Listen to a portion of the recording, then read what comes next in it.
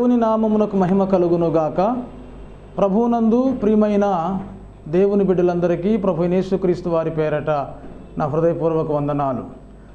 ప్రియమైన దేవుని బిడ్డలారా, అందరూ బాగున్నారా?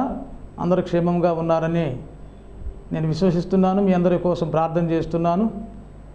లేఖన స్వరం అనే మా ఆధ్యాత్మిక కార్యక్రమానికి మరి ఒకసారి మిమ్మల్ని అందరూ కూడా ప్రేమపూర్వకంగా ఆహ్వానిస్తున్నాం. నేరుగా దేవుని వాక్యంలోకి వెళదాం. దయచేసి నాతో పాటు ఏకీభవించండి. బైబిల్స్ ఉన్నవాడు శ్రద్ధగా దేవుని వాక్యాన్ని చూడండి. పరిశుద్ధ బైబిల్ గ్రంథములో నుండి 2వ కొరింథీ పత్రిక 5వ అధ్యాయము 17వ వచనాన్ని మొదటగా నేను చదువుతాను. 2వ కొరింథీ పత్రిక 5:17. కాగా ఎవడైనను క్రీస్తు నందున్న ఎడల వాడు నూతన సృష్టి, పాతవి గతించెను, ఇదిగో క్రొత్తవాయెను. ప్రియమైన దేవుని బిడ్డలారా,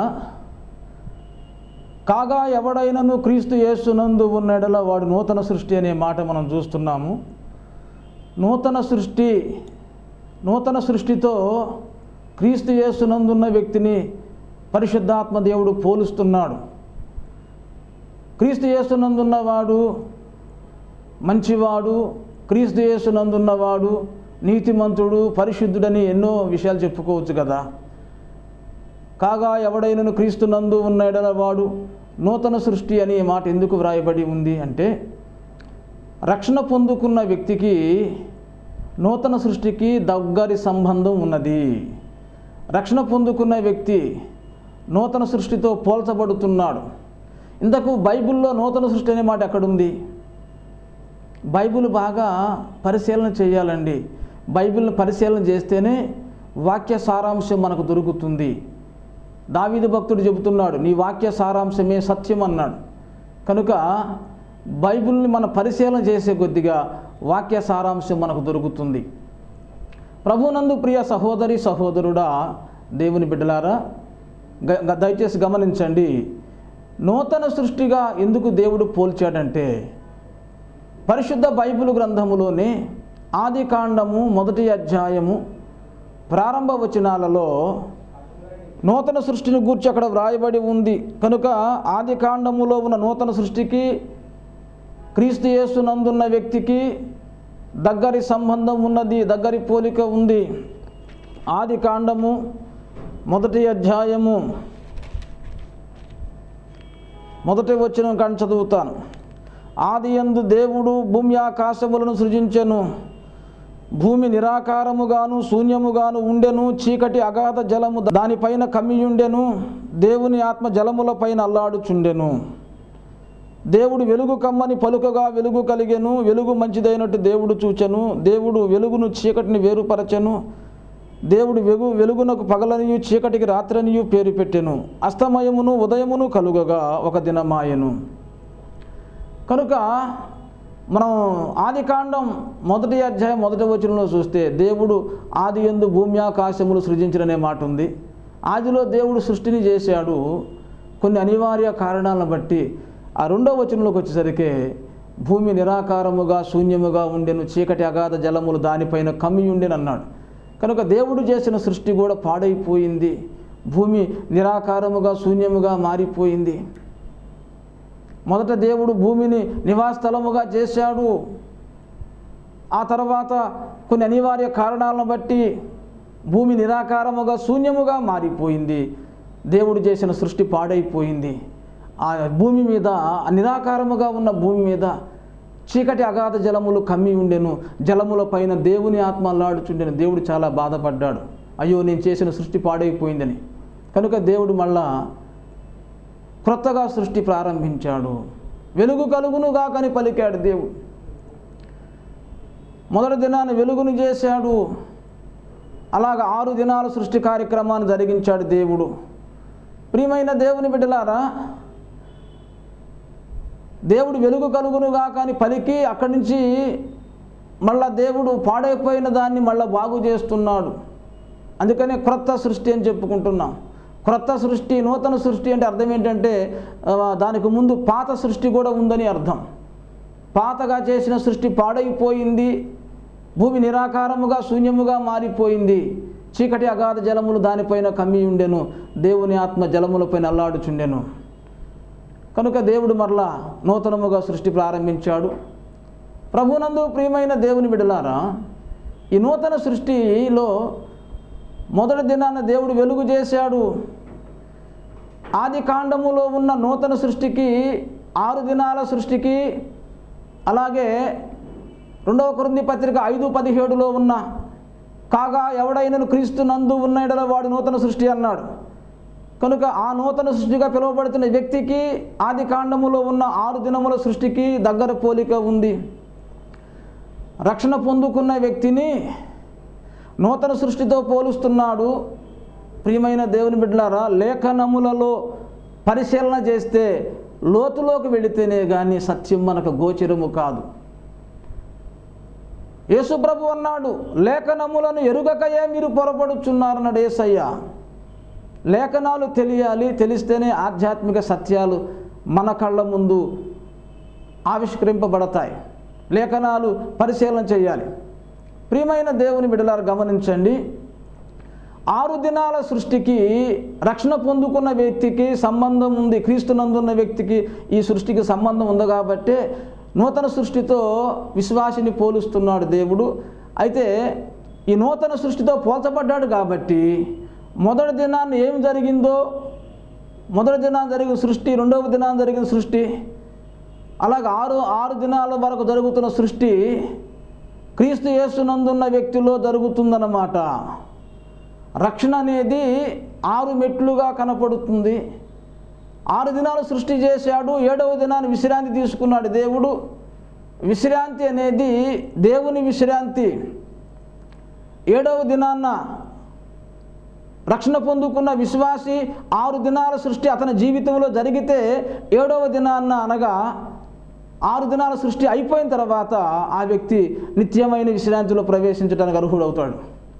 కనుక ప్రభువునందు ప్రియమైన దేవుని బిడ్డలారా, ఈ సృష్టి కార్యక్రమాన్ని కొద్ది నిమిషాలు మనం విశ్లేషించుకుందాము. మొదటి దినాన దేవుడు ఏం చేశాడు? దయచేసి చూడండి. మొదటి దినాన దేవుడు చేసింది ఆదికాండం 1వ అధ్యాయం 3వ వచనం. దేవుడు వెలుగు కమ్మని పలుకగా వెలుగు కలిగెను. మొదటి దినాన వెలుగును చేశాడు దేవుడు. వెలుగు చేశాడు. ప్రియమైన దేవుని బిడ్డలారా,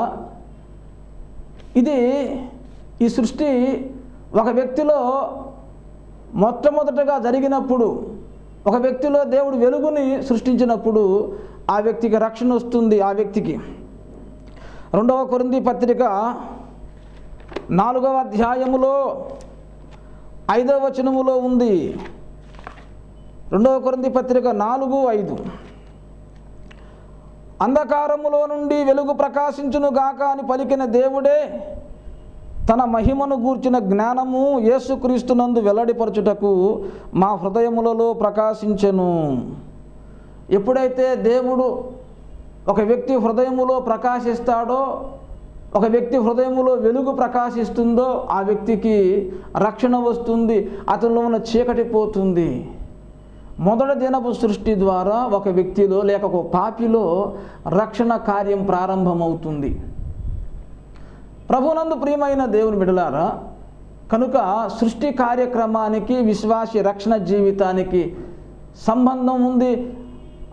ఆదికాండం 1వ అధ్యాయములో 6 దినాల సృష్టి, ఆ సృష్టి కార్యక్రమంలో ఆత్మీయ పాఠాలు ఎన్నో ఉన్నాయి. 2వ దినమున ఏం సృష్టి చేశాడు అంటే ఆదికాండం 1వ అధ్యాయములోనే 6వ వచనం చదువుతాను. మరియు దేవుడు జలముల మధ్య ఒక విశాలము కలిగి ఆ జలములను ఈ జలములను వేరుపరచును గాకని పలికెను. 2వ దినపు సృష్టి జలముల విభజన. మొదటి దినాన్ని వెలుగు చేశాడు, 2వ దినాన్న జలములను విభజించాడు. టైం లేదు కాబట్టి నేను చకచకా చెబుతాను, శ్రద్ధగా వినండి. తర్వాత బైబిల్ మీరు బాగా పరిశీలన చేసుకోవచ్చు, రెఫరెన్స్లు నేను చెబుతున్నాను. 2వ దినమున జలముల విభజన చేశాడు.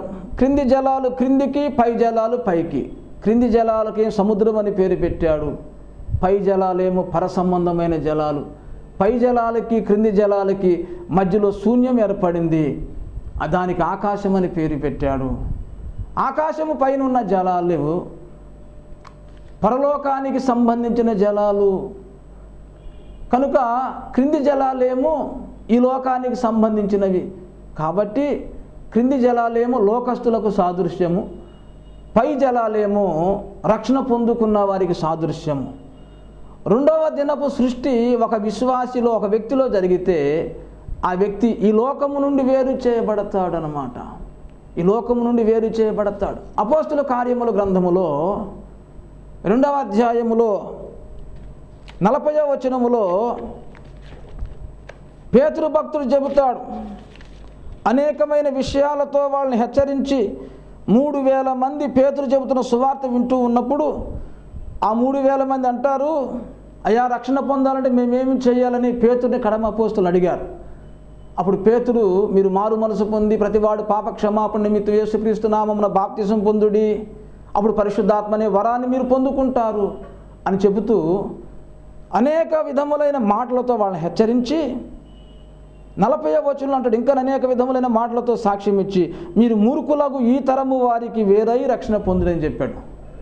ఈ లోకానికి వేరవ్వాలి. రెండవ దినపు సృష్టి ఒక వ్యక్తిలో జరిగితే అతడు ఈ లోకము నుండి వేరు చేయబడతాడు. క్రింది జలాల నుంచి పై జలాలు వేరు చేయబడ్డట్టుగా. పై జలములంటే పర సంబంధమైనవి, క్రింది జలములంటే భూ సంబంధమైన మనుషులు. కనుక ఈ లోకము నుండి వేరు చేయబడాలి రెండవ దినపు సృష్టి జరిగితే.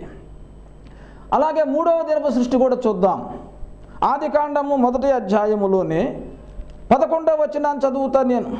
ఆదికాండం 1వ అధ్యాయం 11వ వచనం.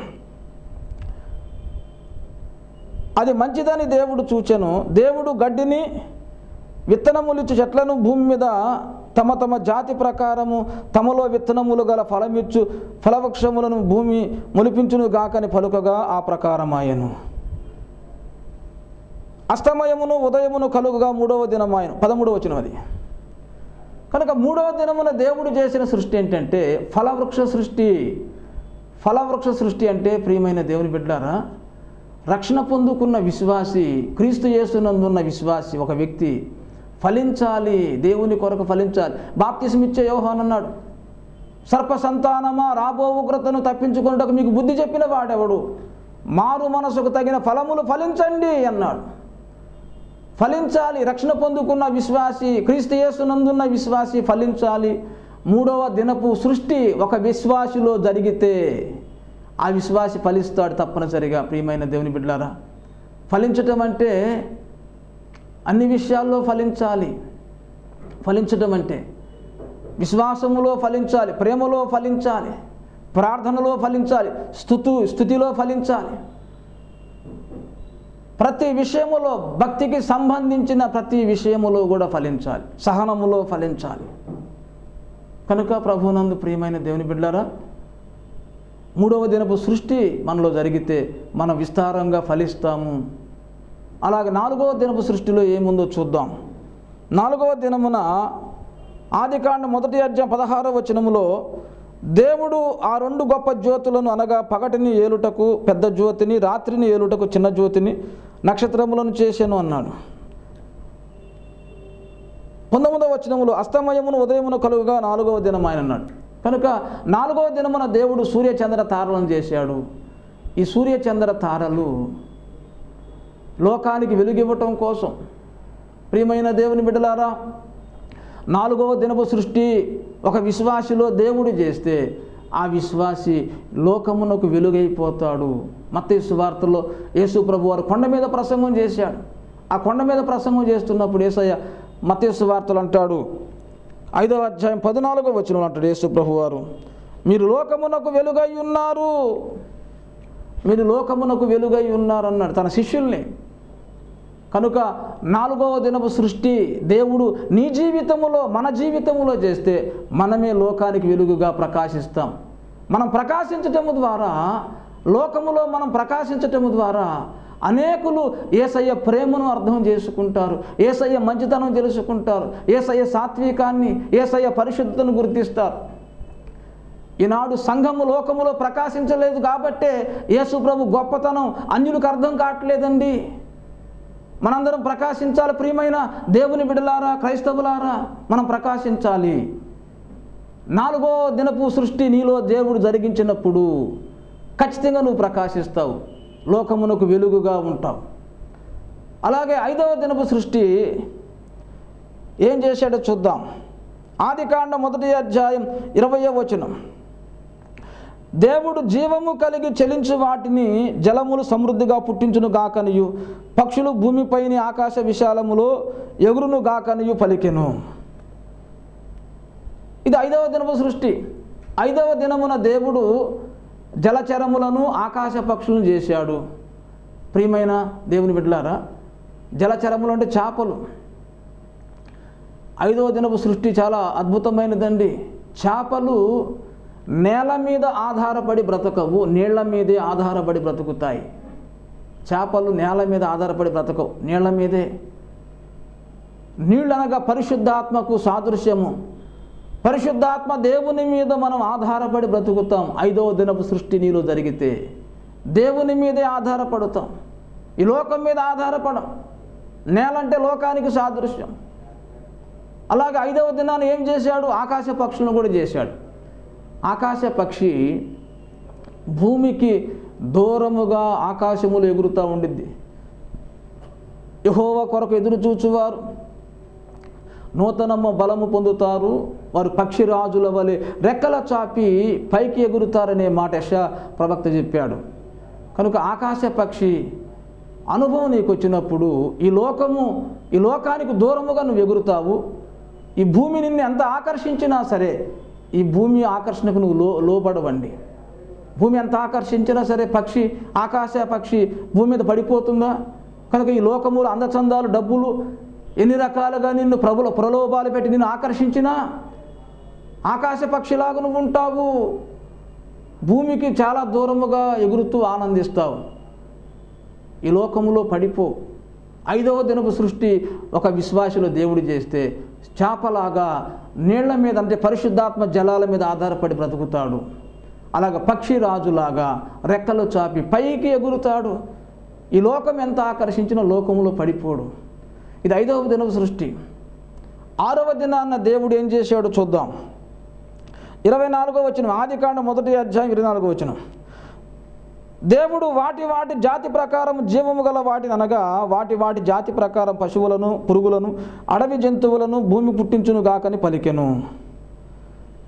6వ దినపు సృష్టిలో పురుగులను చేశాడు, జంతువులను చేశాడు. అలాగే దేవుని పోలికలో మానవ సృష్టి. పురుగును చేశాడు. పురుగంటే ఏదో చిన్నదనుకోమాకండి. 22వ కీర్తనలో దావీదు భక్తుడు అంటాడు, నేను నరుడను కాను పురుగును అన్నాడు. 22వ కీర్తన 6వ వచనంలో. కనుక ఒక ప్రవక్త స్థాయిలో ఒక ప్రవక్త అయిన దావీదు నేను పురుగును అన్నాడంటే 6వ దినపు సృష్టిని జీవితంలో జరిగిస్తే దేవుడు ప్రవక్త స్థాయికి ఎదుగుతావు. అలాగే జంతువులు చేశాడు దేవుడు 6వ దినాన్న. పశువులను చేశాడు. సామెతల గ్రంథం 30వ అధ్యాయములో ఆగూరు ప్రవక్త అంటాడు 2వ వచనములో, నేను పశుప్రాయుడను, ఎందుకంటే పరిశుద్ధ దేవుని గురించిన జ్ఞానము నాకు తెలియదు అంటాడు. ఆగూరు ప్రవక్తే నేను పశుప్రాయుడు అన్నా అంటే మరి మనం ఏ పాటి వాళ్ళమండి?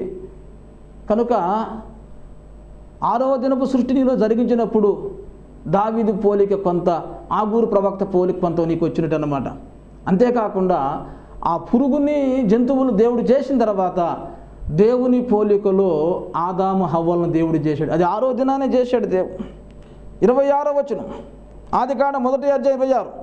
దేవుడు మన స్వరూపం ముందు మన పోలిక చొప్పున నరులను చేయుదుమన్నాడు.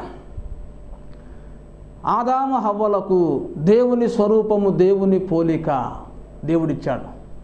ప్రియమైన దేవుని బిడ్డలారా, కనుక 6వ దినపు సృష్టి ఒక విశ్వాసిలో జరిగినప్పుడు ఆ విశ్వాసి పూర్తిగా దేవుని పోలికలోకి రూపాంతరము చెందుతాడు, పరిపూర్ణుడైపోతాడు. మొదటి దినపు సృష్టి ద్వారా వెలుగు కలిగింది అనగా ఆ వ్యక్తికి రక్షణ వచ్చింది. వెలుగు కలగటముతో తనలో ఉండే అజ్ఞానము, అంధకారము, చీకటి తొలగిపోయింది. తను జన్మకర్మ పాపిని గుర్తించాడు. మొదటి దినపు సృష్టి ద్వారా రక్షణ పొందుకున్నాడు. 2వ దినపు సృష్టి ద్వారా జలముల విభజన, అంటే క్రింది జలాల నుంచి వేరు చేయబడుట. 2వ దినపు సృష్టి ద్వారా ఆ విశ్వాసి లోకము నుండి, మూర్ఖులకు, ఈ తరము వారి నుండి వేరయ్యాడు. 3వ దినపు సృష్టి అనగా ఫలవృక్ష సృష్టి. మూడవ దినపు సృష్టిని జీవితంలో దేవుడు చేస్తే దేవుని కొరకు ఓపికతో నువ్వు ఫలిస్తావు. విశ్వాసము, ప్రార్థన, ప్రేమ అనే ఫలాలు నువ్వు ఫలిస్తావు.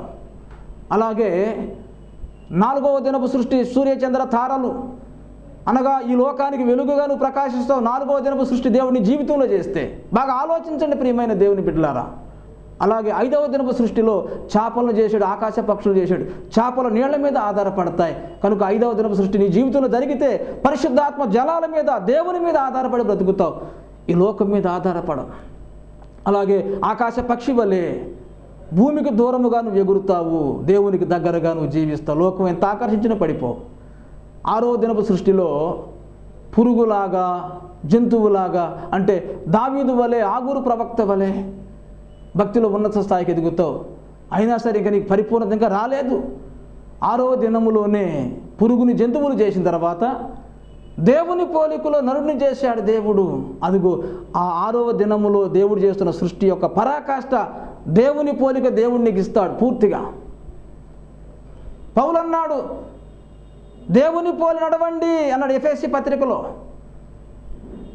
ఆదామవులను దేవుడు తన పోలికలో తన స్వరూపములో చేస్తే ఆదామవులు పాపము చేసి వారికి ఉండే దైవ పోలికలు పోగొట్టుకున్నారండి.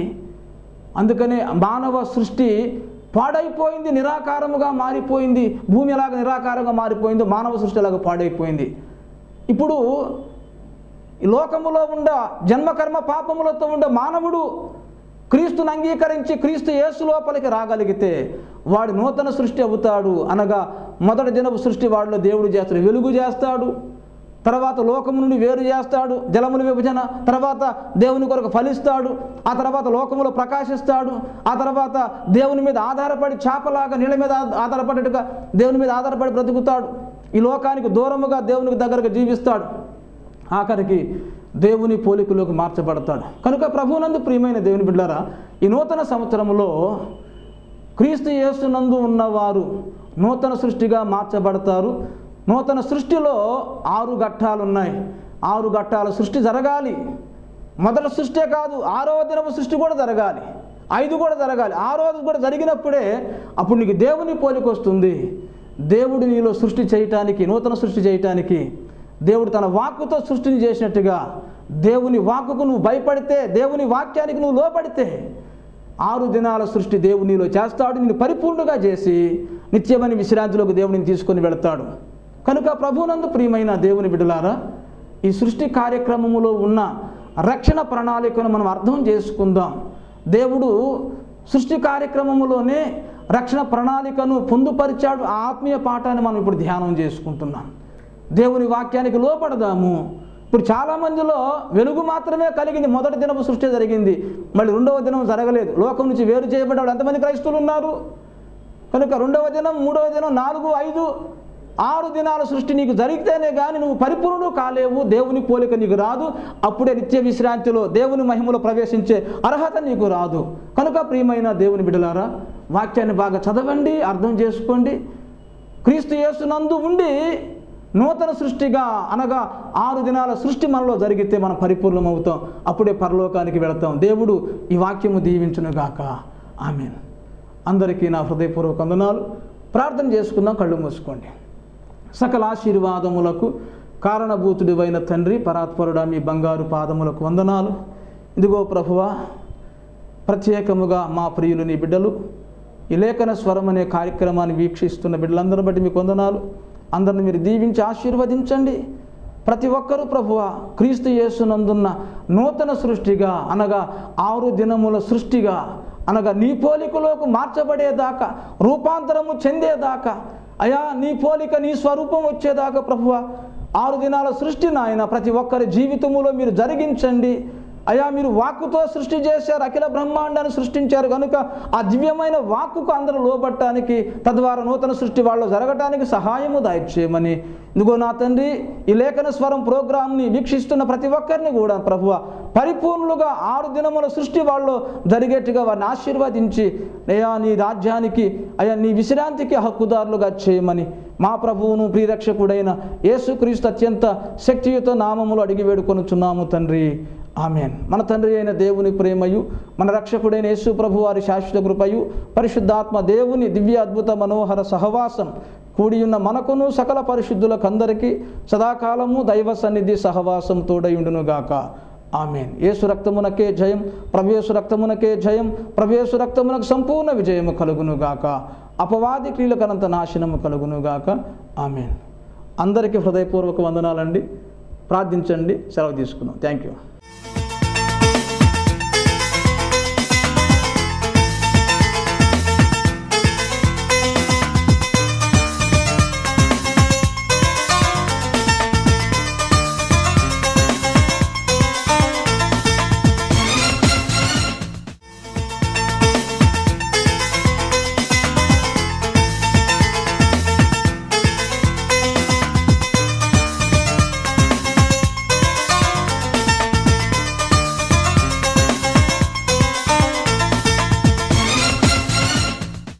అనుదినము దేవుని వాక్యం జనులకు అందించును.